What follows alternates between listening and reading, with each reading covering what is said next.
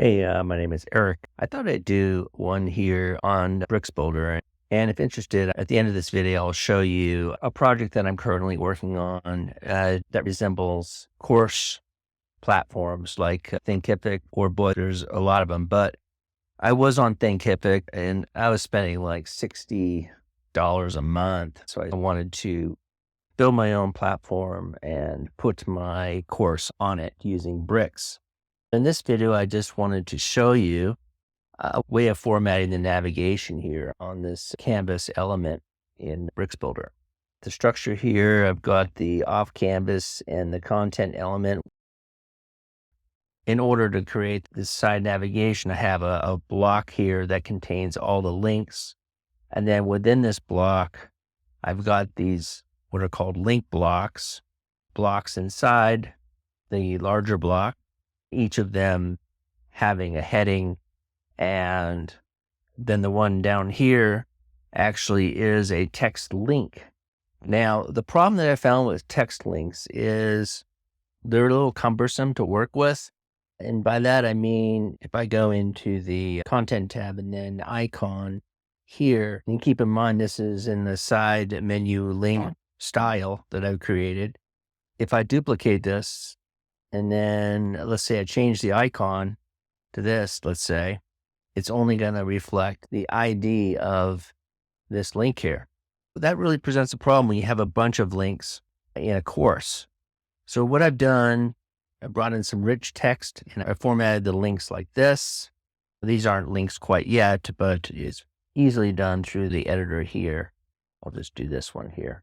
So you can see that I've got these icons running down here on the left. Now, the way I've done that is I've gone into my style tab and I've created a style called side menu info. And then I've inserted this code here. This formats the padding between the icon and the link, these two lines here. Under marker is the Themify icon.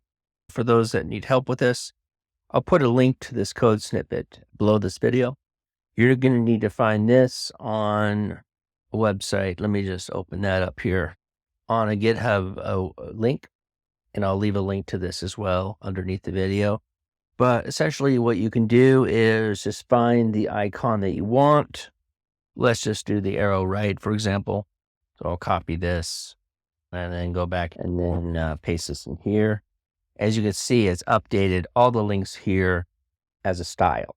And as I was saying earlier, that you can easily add more to the menu here just by using the rich text editor. So again, if you're a user that's stuck in a monthly subscription to one of these course platforms, there is an easy way if you have a pretty straightforward course. So I created this flyout menu here where users can browse to the different modules and then have it to work with mobile devices as well.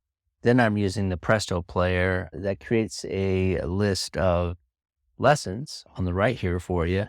And then additionally underneath, I use some dynamic fields in order to place some of this content in and a download section here. So if something like that interests you, let me know and I'll do a series of maybe 3 or 4 videos to explain how I put all that together. If you had a large class, you might dedicate an entire website to this. On this particular site, I actually used custom post types.